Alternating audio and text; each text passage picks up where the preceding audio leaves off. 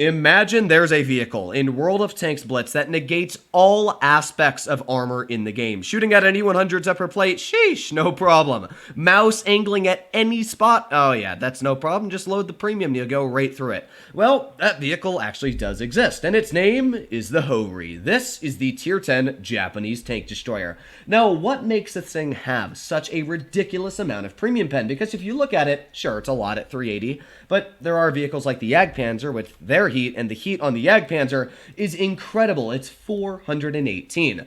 Well, the reason that the pen is so high is, first of all, I'm not even running calibrated. If you're running Cali, it's 400 millimeters. But of course, shell normalization applies on premium AP and any AP shell at that. So you're actually sitting 440 millimeters of effective penetration on your Hori.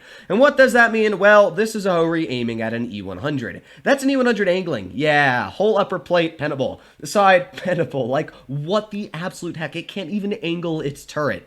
Now, you might think, okay, that's decent. Yeah. What about a VK90? Well, yeah, you go right on the upper plate of the VK90. The turret is just a pen everywhere. How about the mouse, the most heavily armored... Yeah, like literally you can't even angle the turret. It will pen straight through the turret on every single angle. The Hori is by far the most impressive tank in the game for penetration. Even my beloved 5A does have a weak spot against the Hori. It's, to be fair, strong, but you can actually go through the mantlet about 50% of the time. You can see the turret, sure, it's troll, but you can pen that mantlet if you manage to get a solid shot on it. It's actually ridiculous how broken the Hori's gun is. It's something that I don't really like, because not only is the gun broken, but the premium only loses 15 damage from the standard.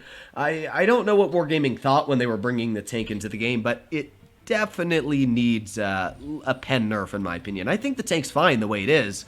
It just needs a pen nerf, because you're going to see some of the nasty things I do in these two games. And by the way, these are the only two games I've played in the tank today. If you go over to Blitz Stars, you'll see that. This isn't even cherry picking. This is just a literally average Hori gameplay for when I personally play the Hori. Now, if any of you are struggling to drive the Hori, what I kind of suggest is a semi-aggressive playstyle. So you're pseudo-aggressive, but at the same time, you can camp. You know, if you're on a map like Vineyards, I wouldn't suggest to be aggressive. It's a very tricky map. So I'd more suggest to kind of stay in the middle ground, stay in the bushes. This map here, you're going to see, yeah, weird things happen. Our team pushes all the way through to their spawn, and their team pushes through our spawn. But I knew that they were going to do that just by looking at their team. So I held up like the Imagine line France put up, but instead of it falling apart, it held the whole game. So right now you can see not much is going on, and that's pretty much what happened for the first minute or two. You can see I'm going to skip ahead here. Now we do have a super conch, and I was just thinking maybe I could snap a shell to him, but no, sadly not. He was able to just back up, but thankfully, because he was backing up the moment I fired, I figured I wouldn't get detected, and that is definitely true. Now, I'm definitely, at the same time, expecting tanks to push onto my side. You can see I'm already looking there. I'm expecting vehicles to get spotted. I'm like, okay, what do I got to look for? Well, here's the Mark 6. Yeah, no problem. Right through his turret. Yee. So, we've already penned the Mark 6. That's just, you know, that's like easy work, though. We got to get to some tanks that have decent armor, which really we don't come up to. Oh, yeah, the Standard B, the most armored tank in the game.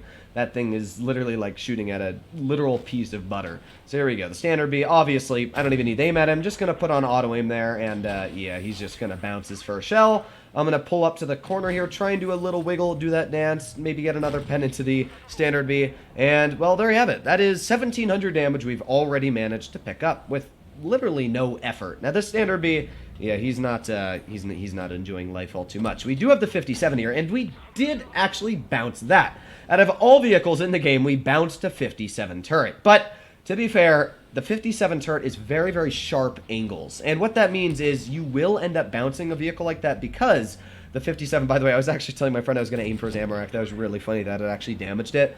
But the thing about the 57 Heavy is the fact that the vehicle has really steep angles on the turret. And AP does ricochet at 72 degrees or more. So you can ricochet AP shells, but like, yeah, you can see what happens when you've just got enough pen to go right through a flat piece of armor.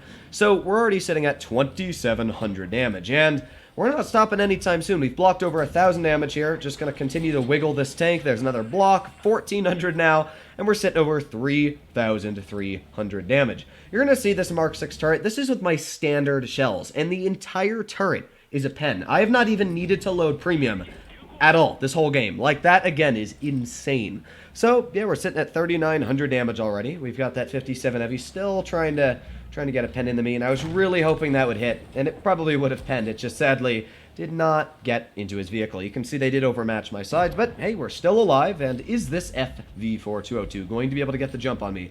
Nah, no, he's not. No, he is not. Not even in the slightest. We would have penned him every day in that angle. And all that's left is the T57 Heavy. We're going to aim one shell right onto the front. Boop, 555, and back right in the cover. 0 premium shells fired, and we did 5,038 damage. That is what I call strong. 1,400 blocked as well. This is why I kind of find the Ho-Ri needing a nerf in certain aspects.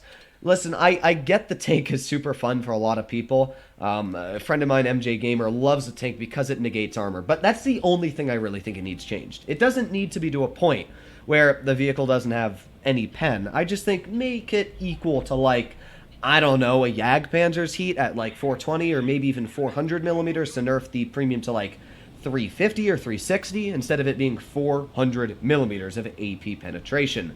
Now, for any of you that do wonder what I meant by shell normalization earlier, it is a pretty cool and interesting aspect. So the way it works is AP shells normalize 5 degrees. So if you kind of think of a tangent, when the shell hits, let's say you hit an angled plate that's angled at 90 degrees, it's going to hit that 90-degree angle, and it's actually going to de-angle it by 5 degrees. So it would go to 85 degrees. And what that means is that, let's say it was 400 millimeters effective then, well, now it's going to be about 350 because you're shooting more close to the relative base armor thickness. That is how shell normalization works, and that's how it negates almost all armor when you're sitting at 400 millimeters of base pen. It's a reason why a lot of people think the AMX M454 has very poor premium pen, even though it's one of the best premium pens in tier 10 for a heavy. It's kind of interesting how it works.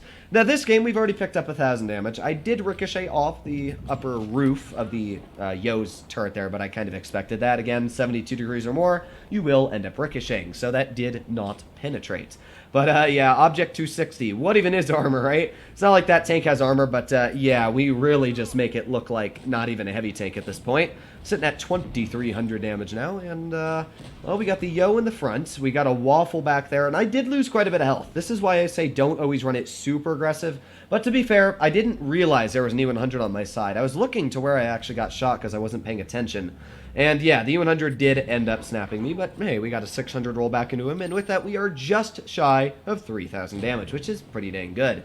We got the AMX-50B over here, who's trying to pen a shell onto me, but yeah, he's not getting many shells. And again, the Yo hits my mantlet, or the gun, whatever you want to call it. And because of that, we get another bounce. So we're already sitting at 3,200 damage here. We've gotten a decent chunk of bounces. And then, well, then we have the Jagdtiger that gets spotted. I really wanted that to pen, but it just went a little bit to the side. You can also notice the Ho-Ri is incredibly accurate. That's another thing I guess they could change. If they didn't want to nerf the gun, they could nerf the Ho-Ri's accuracy. But I just want to point out again that that is a Jagdtiger, a vehicle that has very, very strong upper plate armor and a super strong superstructure. Well, you know, who cares about an upper plate? It's not like you need to have one. And by the way, again, this is standard ammo I'm using, AP, and I've pretty much negated every bit of armor that Jag has. Just boop, thank you. And then all we gotta do is skip ahead a little bit here. Gonna try and pull around this corner and get a finishing shell. I was just about to snap it there too. I was so mad because I lost a little bit of damage. But hey, 334 on the E100, 1,680 blocked, and 4,621 damage dealt.